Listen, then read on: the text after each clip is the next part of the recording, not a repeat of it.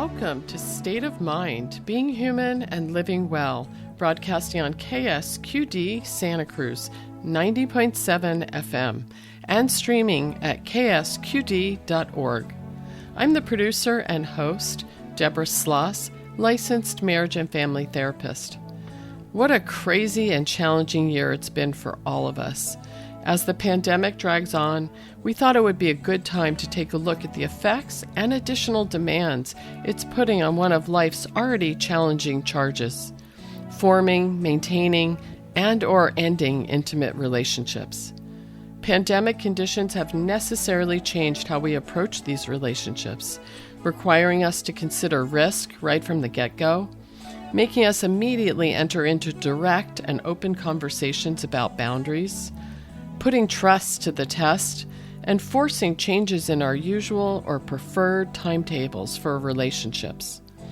Those in relationships are making hard choices, moving in together sooner than planned, being separated by untravelable distances, serving as each other's only companions, and sometimes never getting enough of a break from family responsibilities to even have the bandwidth for intimacy. While those who are not in relationships face mounting challenges in meeting potential partners and forming relationships on the one hand, or aloneness and loneliness on the other. Today, we'll be joined by two guests, Andrea Vanderloo and Melissa Fritchley, to talk about what it's been like navigating intimate relationships in this pandemic. This is part one of a two-part series. Today's conversation will be focusing on what it's been like for those in midlife to older adulthood, finding their way in intimate relationships in the pandemic. And in next month's show, we'll be discussing and exploring the effects the pandemic is having on intimate relationships for young adults. Let me tell you more about our guests today. Andrea Vanderloo was born in the Netherlands in 1942. She studied psychology at the University of Amsterdam. In 1971, she hitchhiked to India, where she met the mother of the Sri Aurobindo Ashram in Pondicherry. She lived in Auroville, South India, mother's experimental city in the making, until 1978. Andrea's two daughters were born there. Since 1979, she's been living here in Santa Cruz, California, where she had a healing practice. She retired in 2007 and entered recovery from marijuana addiction.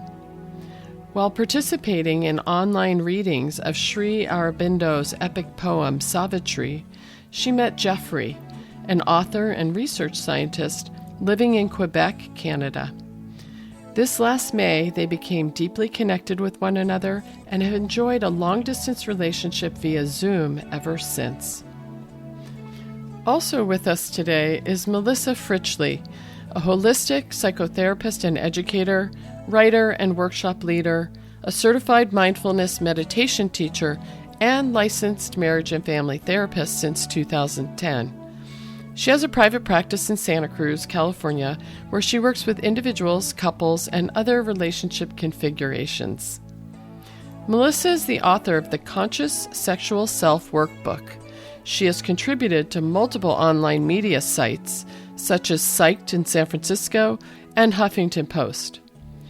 An award-winning educator, she's taught for holistic graduate programs for psychotherapists and currently provides supervision and professional training for Shine a Light Counseling Center.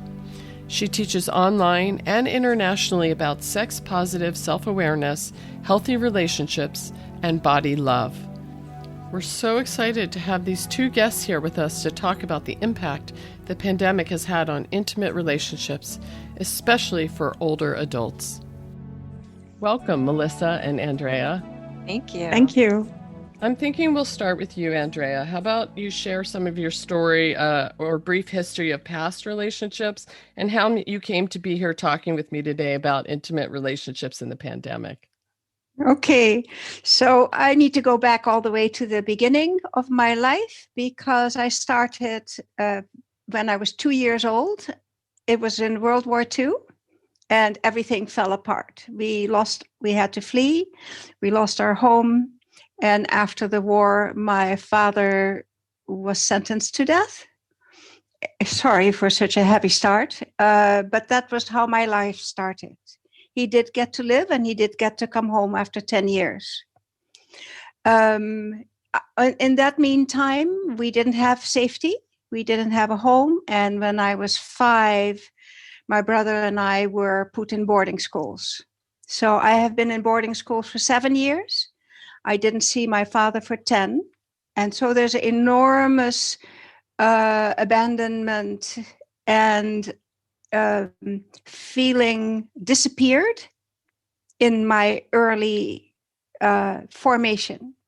Maybe you want to tell our guests how old you are, just to give a framework. So in a couple of months, I'll be 79. So I'm speaking to the older generation, because that's where I am, So in 2007, I went into recovery. This was 2 years after my mate died. So I had an incredible man in my life for 9 years. We had just celebrated our 9th anniversary. It was a powerful relationship, and he died. I was at that time using marijuana to deal with my feelings, because they were so big and there was so much abandonment, even in the relationship. When it was good, it was incredible. And then he would go away, and I would feel completely lost because he wouldn't call, it would just disappear. So I was triggered a lot, and I found that marijuana gave me a lot of comfort, gave me a feeling of being connected with the universe and with the divine and with myself. And it became my surrogate spouse. Until I didn't know marijuana was addictive. I really didn't. I believed it was whatever talk about marijuana being a problem, I thought it was government propaganda. So I believed the myth, which now I realize is a myth, that marijuana is harmless. It is not. I became a total full-blown addict. I couldn't live with it. I couldn't live without it. I was crazy. I'd lost my mind. I'd lost my sanity. I had lost my emotional well-being. And now I was also alone. I was grieving. And in January of 2007, so in 3 days, I will have 14 years of clean and sober recovery. Yes, congratulations. And I tell you, coming into recovery was the best thing, one of the very best things that ever happened to me, because I got to learn probably one of the most important things in terms of relationship is that I am responsible for my own happiness. It's my job. It's not depending on anyone else. And that has been a fantastic teaching for me. So I have not been in relationships for these last 14 years, except this last year. So 13 years, really. And that's where I am.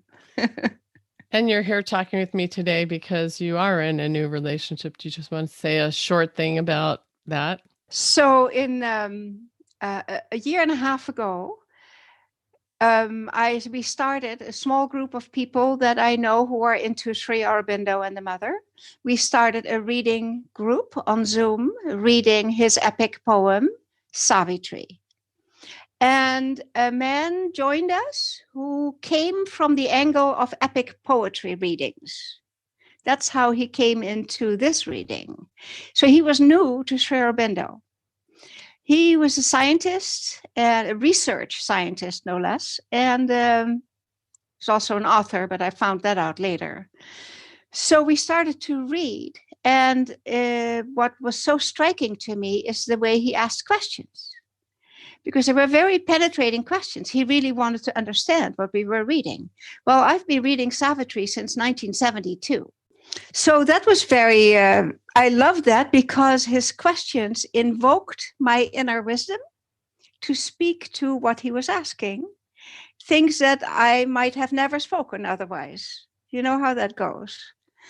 And so that was lovely. And then in January of this last year, I began to notice how I loved looking at him.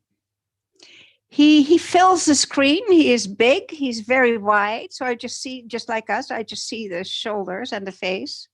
And he was kind of filling the screen. And my body was responding to him feeling comforted. So it wasn't so much attraction, it was feeling in my body, feeling comforted looking at him. So a few months later, and I noticed that, it was like, wow, this is really interesting, very nice feeling. I loved it. So then one time after we finished reading, I said to him, I know all these other people, but you and I have never met. Why don't we get on a Zoom one-on-one? And he agreed. That's what we did. And it was like, bang. First time all the way in, both of us. Of course, I didn't know he felt the same way I did. So I'm having all these huge feelings like, wow. And we spoke, and the third time we spoke together, he came on, and thank God, and he said, so something's happening with us. I was so relieved because I didn't know if it was just me, right? And so ever since, we have just been in a full-blown, powerful relationship. It's incredible. And then there is just the love is just massive. It's beautiful. It's wonderful, really wonderful. And just to be clear, and you've not yet met in person. He lives in Quebec. I am Dutch. I have a European passport. It's expired. I can't even travel if I wanted to. And he shouldn't be coming to this country for sure. So that is completely out of the picture. I mean, it's in the picture sometime in the future. Right, which is not unusual for a younger generation, but unusual for someone in your generation to have a new relationship entirely online. Yeah, yeah. You're tuned to listener-supported 90.7 FM KSQD Santa Cruz, K-Squid, many voices, one station. And this is State of Mind, being human and living well. I'm your host, Deborah Sloss, and I'm here talking with writer and retired healer, Andrea van der Loo, about what it's been like for her forming a new long-distance relationship in the midst of the pandemic and in this later phase of her life. Also with us is Melissa Fritchley, a licensed psychotherapist and educator who specializes in intimate relationships and sexuality. We're discussing how the pandemic is changing how we go about the business of forming, maintaining, and sometimes ending our intimate relationships. Stay with us to learn more, and we'll be right back after this brief message from our underwriter. KSQD thanks Family Service Agency of the Central Coast for supporting this program. Family Service Agency provides counseling and support for people of all ages facing life crises and challenges. You can reach them at 423-9444 to see if they can help you. Thank you, Family Service Agency of the Central Coast, for supporting KSQD 90.7 FM. Back to our interview. Melissa, I'm just interested, as you listen to Andrea's story, I'm wondering what aspects you want to talk more about, and what do you see as specifically unique to this pandemic? Well, one thing that I want to touch on that's really sweet that she said, and it might have been missed in passing by people, is that body sense that she had of comfort. And I want to really reflect that and shine a light on that, because I think a lot of times we think that sexual chemistry or romantic chemistry is kind of an agitated, nervous energy. And I think that some of that is reflecting of how we feel just when we're young and everything is new, and just the idea of kissing someone is a little anxious because it's new, or these sorts of things. And I think as we get older, one thing that Andrea really reflected here is chemistry might feel different, right? It might feel more like this comfort, this opening of yourself. That is so sweet. And I just love that she said that. And so I wanted to highlight that for people. That's not unique to the pandemic, but it's something that maybe this online format, again, allows you to feel, because you have more time, like you said, with this one-on-one connection. You have more time to sometimes be able to pay attention to your own body and your own responses through an online format.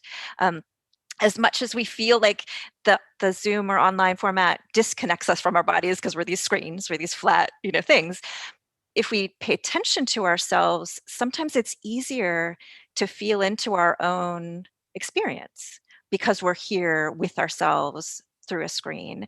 And so you mentioned I'm a mindfulness meditation teacher. And one of the things I work with is we're often taught to pay attention to ourselves or be mindful of ourselves, eyes closed, in my own space. And so when we try to bring that to our relationships with another, it's really hard.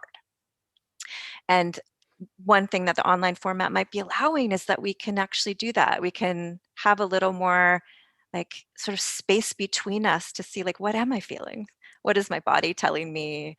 What is opening up for me? So I love that, I think the sense of the other issue that came up for me with relationships in the pandemic is needing to connect on different topics, on topics of values and, for you, spirituality in this case, intellectual ideas, the ways that we present ourselves, which can be great for people who are good verbal processors. And it's a lot harder for people who verbal communication may not be their strong suit. So as you're saying, you're not doing things together. So you're missing that read. And for some people, that's their most comfortable way of expressing themselves and connecting. So it can be especially hard for people where they struggle with that, and just talking and looking at each other's faces isn't the most comfortable.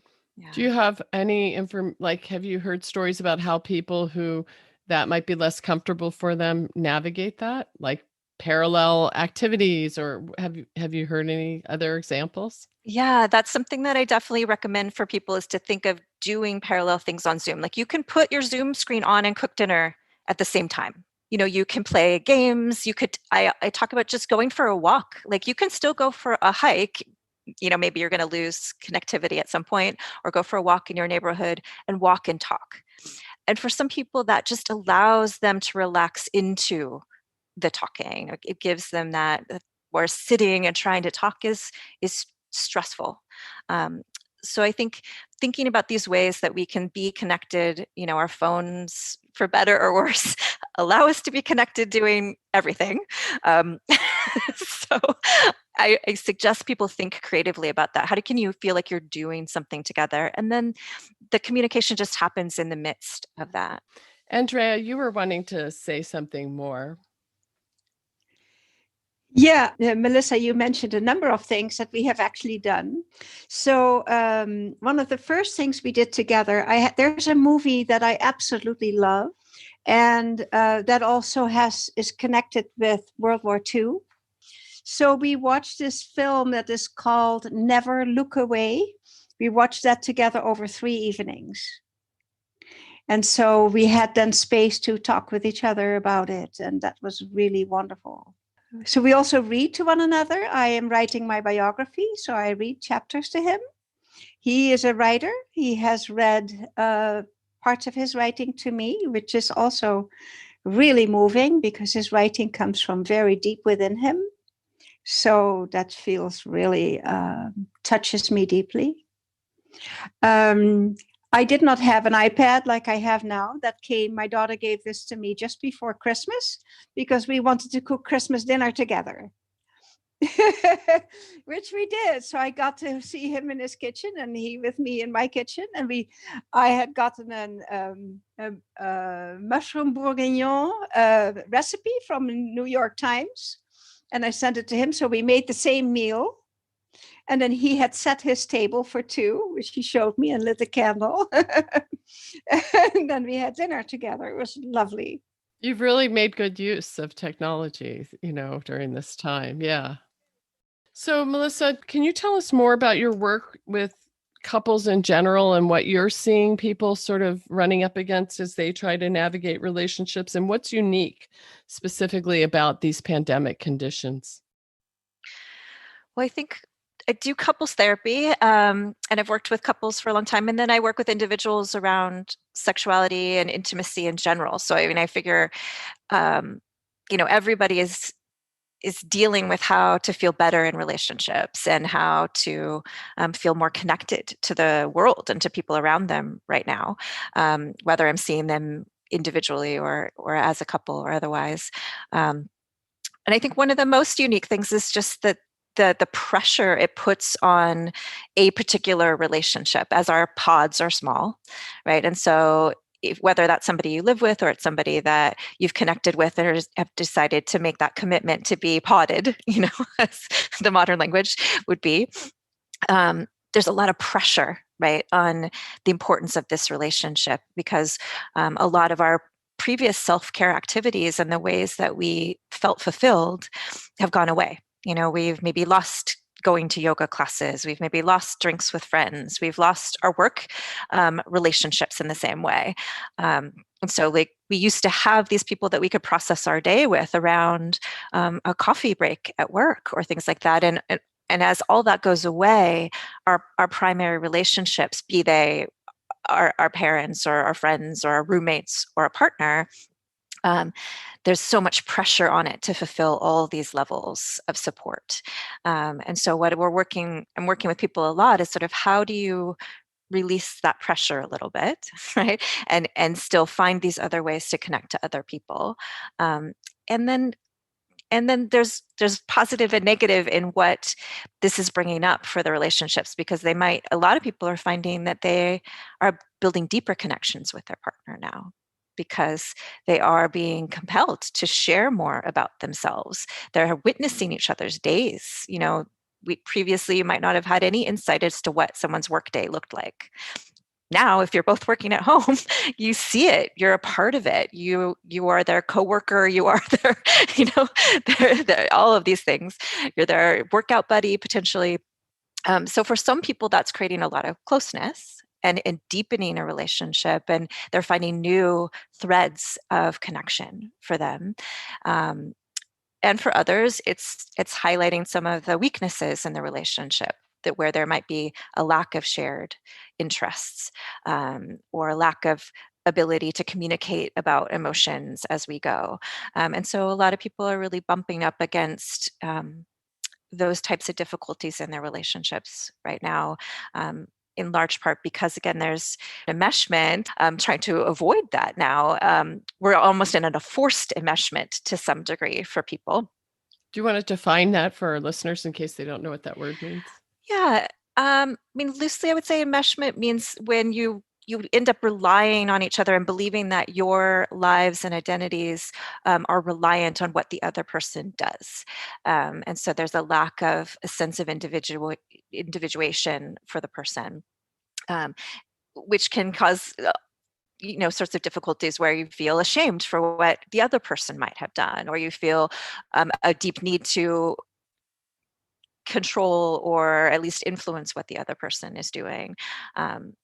And ideally, relationships have this balance of, we have separate lives, and we trust each other in those separate lives, and we trust our ability to come back together again. Right? So right now, the pandemic has taken away to a large extent, our ability to have these separate lives and come back together. We have to think of whole new ways to find privacy and separate interests, and that ability to feel like you have space from one another. So a lot of people are really struggling with that, and we're all having to think outside of the box in terms of how we do things and do things differently. Yeah, you're also really talking about having novel experiences apart from the relationship, bringing them back and being able to sort of inject the relationship with some energy by sharing that novelty, right? Right. Our relationships and that romantic, passionate sexual energy is largely fed by a sense of mystery. And so getting too comfortable with people, as many people in longer term relationships experience, can actually start to diminish that sexual energy, that heat between one another. And so on a practical level right now, our sense of mystery with each other is a bit challenged, especially if you live together, right? Because you're seeing everything that's going on. And so I do think, yeah, how do you have novelty, and how do you also have this sense of there are things going on for me that are private, that my partner gets to wonder about and be curious about, and that I get to share through my own expression, not just through witnessing it directly. And to the contrary, Andrea finds herself in the opposite situation where sort of the mystery maybe is even perpetuated or fed by this distance that is sort of kept by the pandemic. So it sounds like it can play out in either direction depending on your circumstance. Yeah. Yeah, absolutely. I totally agree. I feel, may I add a little something? So what you were talking just now, Melissa, and I think it was one of the things I said in the beginning, is that my happiness is not depending on the other. And when you're in the same space, I think that confusion of energies, that whatever the other one is doing is making you unhappy or happy. If it's happy, that's great. If it's making you unhappy, which is quite likely to occur when you are in close proximity with one another all the time. We are such complex human beings with so many aspects. They cannot possibly all harmonize with one another, you know? Mm-hmm. Yeah. And that brings up the, that space that the long distance relationship provides, although it has its downsides as well and its difficulties, takes away one of the pressures that I'm seeing for couples in pandemics, which is that there's some really difficult decision making that needs to happen right now, with a whole new subset of facts and information that we're all trying to process on the fly. And so that capacity to how do we negotiate things like risk tolerance, and how we care for our health, and who's important to us, who's important enough to include in a pod or take a risk with, right? Those factors were often things that were present, I saw, for couples as a struggle, but maybe in this kind of underground, quieter level. Maybe there were some disagreements about how they each took care of their health previously. But now with the pandemic, those issues are front and center, affecting each other, right? If you go and take a risk with COVID exposure, you're affecting everyone in the house. You're affecting our life. And it's so couples who maybe didn't have the best skills for navigating decision making and agreements are really bumping up against that right now. And it's made extra difficult because it feels scary. It's a threat. And so when we feel threatened, we often are not our most rational, calm selves. And so those moments of disagreement are really causing painful breaches for couples right now. Well, we've been talking a lot today about new relationships or forming relationships or maintaining relationships. Some people are facing the difficult decision about ending a relationship in the midst of the pandemic. And I'm interested to know, Melissa, what your, experience with what you're seeing happening for people. Some people talk about being afraid to end the relationship because of the pandemic conditions. Others are feeling forced to because of the conditions. So I'm wondering what you would want to say about that situation and for those folks who are in that situation. Absolutely. I mean, it's always difficult to end a relationship at any time, but right now I think people are particularly feeling a heightened sense of abandonment or even betrayal from ending relationships, because it does feel like you're being put out into a dangerous world in a certain degree. And, you know, whether or not you want to continue being in contact, it's a lot of people are hitting their ending points because as we talked about earlier, the negotiations are more difficult. If you were already in conflict, it's more difficult. And of course, if a relationship is full of conflict and fighting and you're together all the time, for some people that's an absolutely, I need to leave now because things are starting to escalate more and more. So of course, if someone feels unsafe, I will say, shelters are still running right now. There are still ways that you can reach out. And maybe we could add in the resource list some resources for domestic violence support shelters and things. But yeah, that decision to leave, and so, a lot of people in this area in particular, that's complicated also by the fact that it's so expensive, and it's not easy to find new living arrangements at this time. So I am working with clients who are potentially having a separation within a household, if they have 2 bedrooms, where they can at least have that kind of a separate space. But sometimes that isn't enough, because there's still these questions of risk tolerance, or what kind of exposure level, or as I said, fighting or real conflict in the home. And so what I would say about that again is, think about community. Think about building community in whatever ways you can, because you need community to go through a breakup no matter what, right? And so how do you reach out to friends and family and have regular contact with people as you walk through this?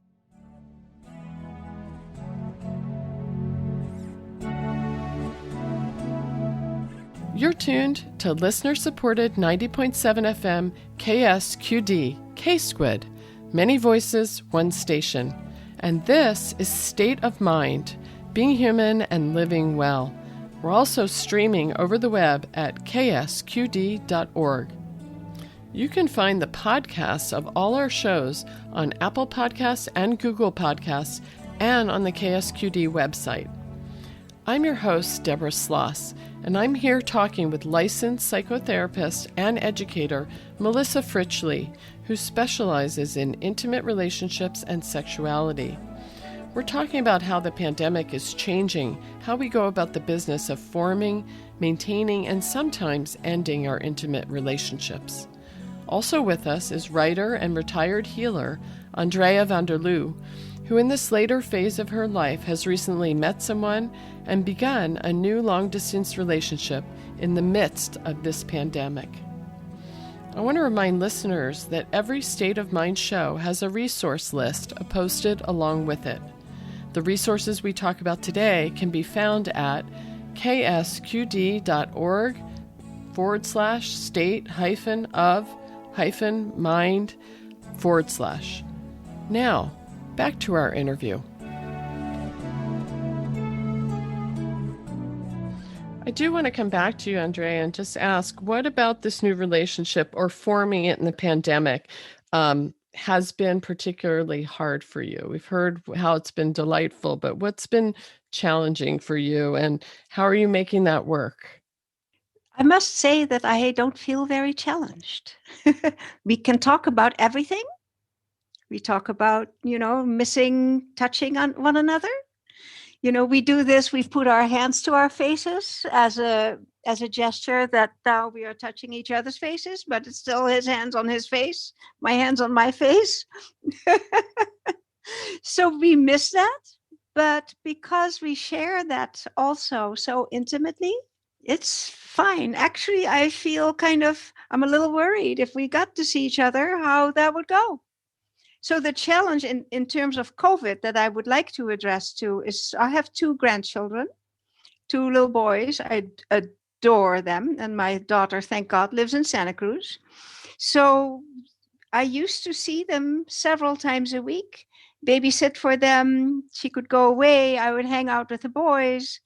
And the moment I would come to their house, they'd come running at me, oh me, and fling their bodies against me. It was such a joy in my life. And then COVID came and that disappeared for a long time, until my daughter actually made a commitment that we would all go for a walk together, she and the boys and me, where we could have distance, but at least we would be with each other.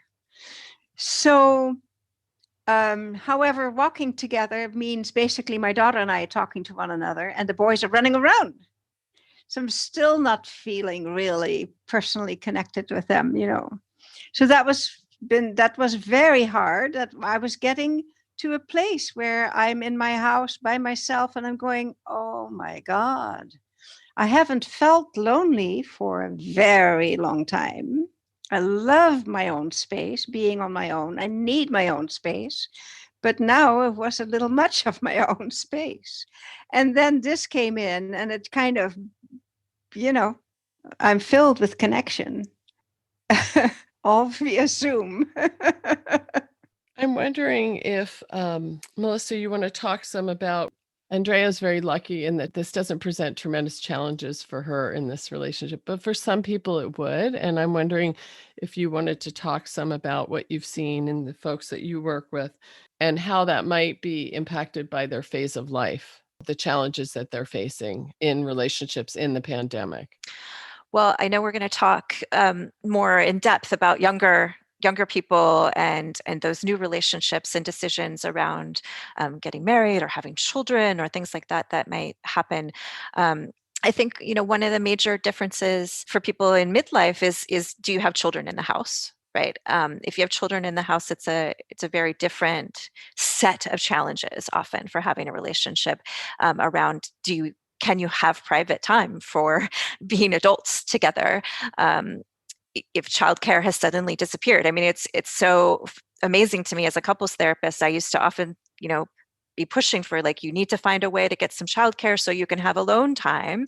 And now those options are often gone for people.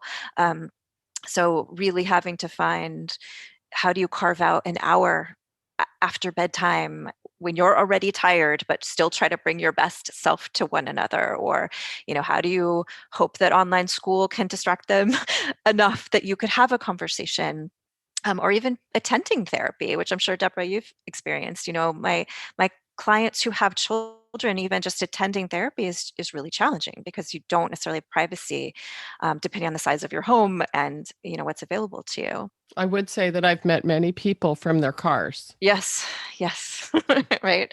And for elder clients and really anyone, I think this issue of having looked forward to a life worth of things you might do during retirement, having built towards this point in your life and really feeling that that draw of what you're missing, because the things that you've been looking forward to, and that's, as I said before, it's true for all of us. We're all missing different milestones in our lives right now, and being unable to plan for.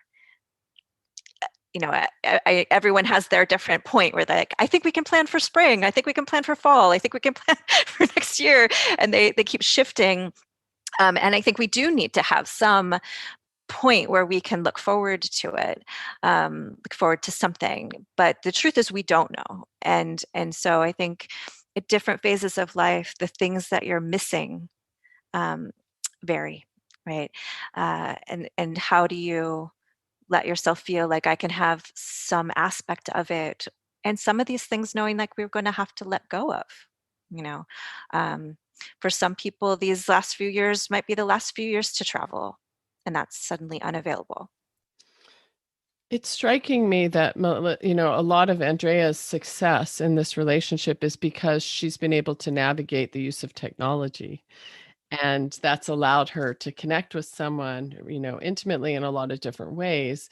And so I am wondering, what about that? What about people who either have an aversion or feel, unskilled or don't even have access? Do you have any thoughts about how those people are navigating, creating or maintaining or connecting with people? Yeah, that's very hard. I mean, my mom lives in a care facility and she has no interest in Zoom. They've made it available to her. There are people who will help, but she's not interested. And so phone works, and that's what you make work. And sending letters back and forth, sending drawings back and forth. My mom has taken up drawing as a hobby for herself, and she sends me drawings. And then that's a really great way to do that if you can wait for the mail delivery these days. So I think looking at what you have, what's comfortable, and then expanding it, doing more in those ways, is really important. And I know we've shared some resources that'll be on your website, Deborah, for people who are feeling loneliness or just want to have some new connection. And sometimes maybe reaching out and having a big brother or big sister, which they do for people of all ages, actually, that can maybe help you get more comfortable with online things. And then finding groups or classes can be a great way to jump in, where all you have to do is click a Zoom link and someone is there to maybe walk you through it, and you can get more comfortable with just the format, just kind of showing up and getting to listen. So I definitely suggest people that they try that format first, like jump into something that's already happening. And then you can just be a fly on the wall and see how it feels, see how it's working.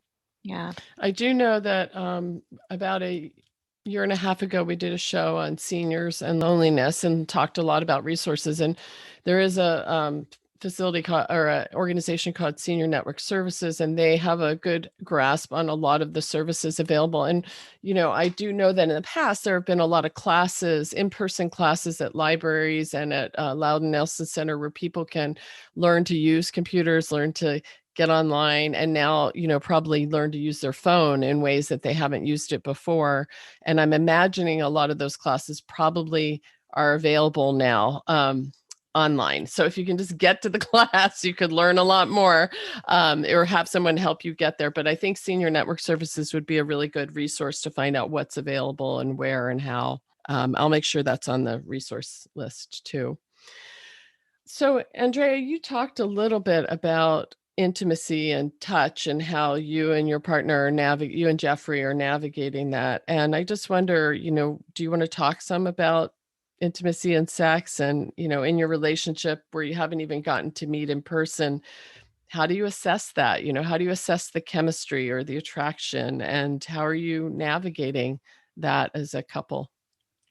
Well, all we can do is talk to each other about it. And it works with what we have. For me, it seems I never knew that my imagination was so vivid, but I use my imagination to be with him physically. And I can feel that, like I take a nap every afternoon and I kind of snuggle up with him. And so the one thing that he did, he is, besides being a scientist, he is also an artist. He writes. I want to show you this scarf. He wove this. This is his weaving. And this was the one weaving thing that he had completed, that he had made. And he took a picture of himself wearing it for me. Had that picture taken by a friend of his for me. So he's looking at me wearing this scarf, and then he sent it to me as a Christmas gift. So I actually have this cloth, and it's silk. It's very soft. I can put that against my face. I when I wear it, I can put my hands on it. I feel him with me physically. I mean, that has been just absolutely lovely. And actually, I sent him a robe that I had sewn for my partner who died in 2005. He was also a big man, so I'd kept that robe because it was very precious to me. It was also turquoise, like this scarf is, and I sent that to him. And so sometimes he comes on and he's wearing my robe and I'm wearing his scarf. So that is how actually physically we can feel connected. I love how you kind of are using the tactile as a way to connect, the softness of the scarf and sometimes smell and. Right. I told him, don't wash it. Yeah. For long distance relationships, I often suggest that people send something that they've worn or something that has maybe if they wear a scent or something, or this is the soap I use even. Yeah, I actually, with the robe, I also sent him my favorite body butter that I use every day, Persian Rose. And whenever people come close to me, they say, "Oh, you smell so good." So I sent him that. Of course, it's not the same as being on my body, but hey. And I think that ability to talk about your body and what it likes and what you experience, there's a lot of difficulty in having long distance sexual connection, but there's also some real gifts from it because you are forced to communicate openly and directly about what your body wants. Yeah. And neither of us feel moved to be explicitly sexual with each other on Zoom. I mean, it's possible. I assume people will do that. We just don't feel like doing that. Yeah. So one thing you mentioned, drawing.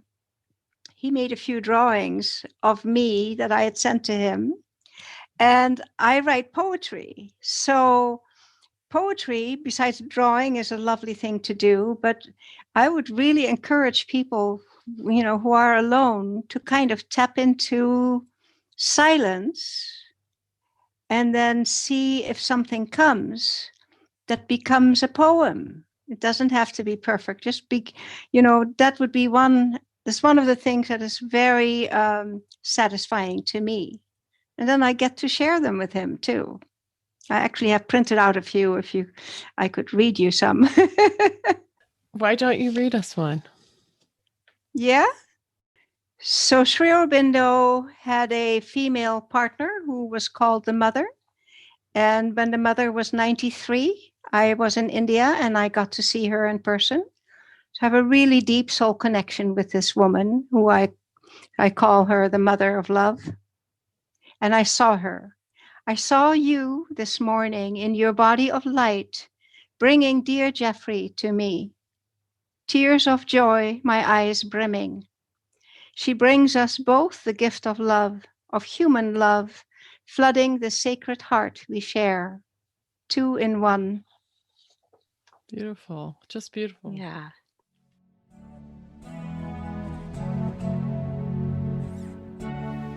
You're tuned to listener-supported 90.7 FM KSQD, K-Squid, community radio for the Monterey Bay. And this is State of Mind, being human and living well. We're also streaming over the web at ksqd.org. I'm your host, Deborah Sloss, and I'm here talking with writer and retired healer Andrea Vandeleu about what it's been like for her forming a new long-distance relationship in the midst of the pandemic and in this later phase of her life. Also with us is Melissa Fritchley, a licensed psychotherapist and educator who specializes in intimate relationships and sexuality. We're discussing how the pandemic is changing how we go about forming, maintaining, and sometimes even ending our intimate relationships. Stay with us to learn more, and we'll be back right after this brief message from our underwriter. KSQD thanks Scotts Valley Counseling Center for supporting State of Mind. Scotts Valley Counseling Center provides affordable counseling for couples, individuals, children, and families. More information is available at svcounselingcenter.com. That's the letters S, letter V, counselingcenter.com. Thank you, Scotts Valley Counseling Center, for supporting community radio, K-Squid 90.7 FM. Back to our interview.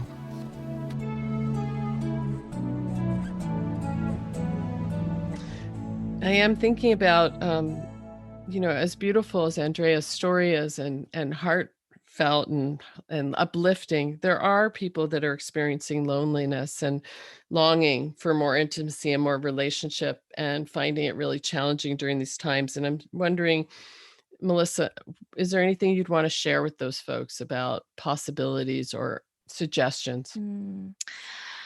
Yeah, I mean, it's really hard when you're feeling lonely, and sometimes it can start to feel like the walls are closing in to a certain degree. And what I would say is try to access that creativity. And if it's hard for you to do that, reach out to one person that you know and say, what do you suggest I do? And it takes taking risks. Andrea took a risk to say, let's have a one-on-one from a group.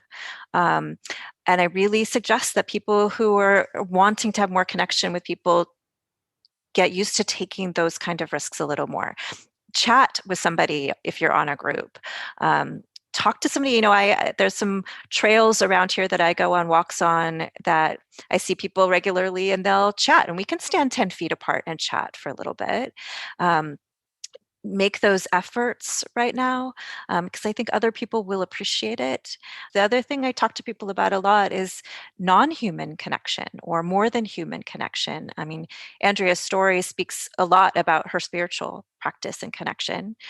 This is a time for people to really, if you are interested in that, or if that's already been a part of your life, maybe you're going to turn to that a little bit more. But also pets, animals, the animals outside of your windows, the squirrels, become fascinated with the world around you.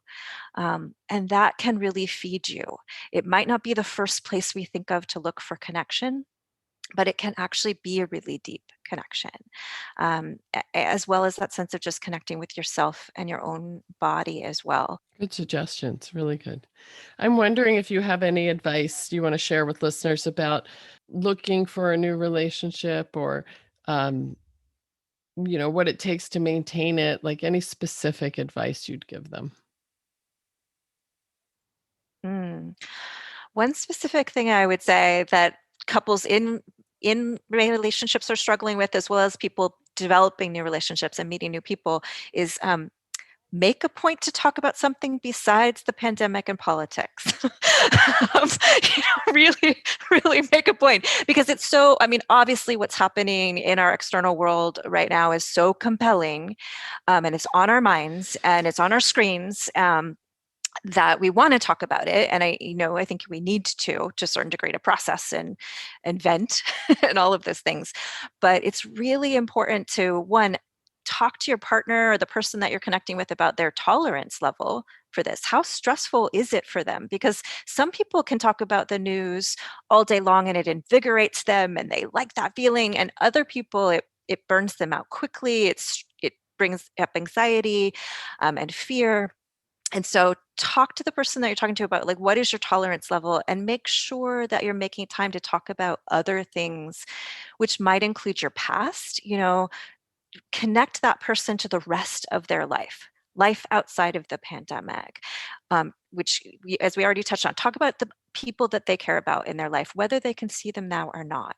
Tell stories about your experiences with other people, and also talk about the future. Fantasize about places you would love to travel to, things you might possibly want to do once things are open, quote unquote, however that's going to look. I think that's a really important piece, because we can get so spun by so much in the world right now, and we end up kind of staying in these problem solving or processing conversations, but we're so much bigger than what's happening in our world right now. Every person has a whole set of stories, a whole set of things that they're interested in, and to really make an effort to connect to those things when you're connecting with a person. So, as we come to the end of our time, I just want to see if there's any last comments or things that you'd like to share with listeners, Andrea, that you haven't yet gotten a chance to. Well, I think this learn to love yourself and to accept all your quirks and the quirks of your loved ones. Acceptance has been the greatest practice for me. I feel very strongly how we are all in a field together. Like the earth now really has become one. We're all in the same boat. And that when I get triggered by the fear and the stress of the situation or the worry about it, I am actually participating in the chaos. If I center in my true self and get grounded there like a tree, I am in my truth, and I hold a vision of harmony for the world, then I participate in the creation of that world. To really look inside and ask yourself, do I want to participate in the craziness? Or do I want to radiate spaciousness and quiet and peace and love for one another and learning tolerance and acceptance of one another, regardless of our differences? We need to create a world where we are all respectful and kind to one another. Like the Dalai Lama said, my religion is kindness. We can practice that no matter what our political, spiritual beliefs are. I absolutely agree. Yeah. And I want to add, like, I think a lot of us have been trained to think that our joy is superficial. And so there's this underlying question of, how could I feel joyful at this time? How could I seek out pleasure at this time of so much pain? And what I want people to hear, in the reflection of what Andrea's saying as well, is your joy is really important, actually. And your joy is helpful for your ability to connect with another person. And so make the time, be curious and finding it for yourself. Share pleasure with one another as well, whatever way that might be. It's healing for all of us, and why we want to keep going, right? Why we want to keep building towards hopefully a better future for everybody. Thank you so much, both of you, for joining me here today.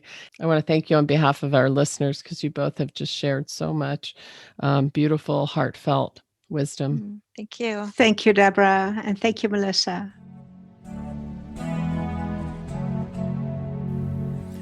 This is Deborah Sloss, and I want to say a huge thank you to our guests today, Andrea Vanderloo and Melissa Fritchley.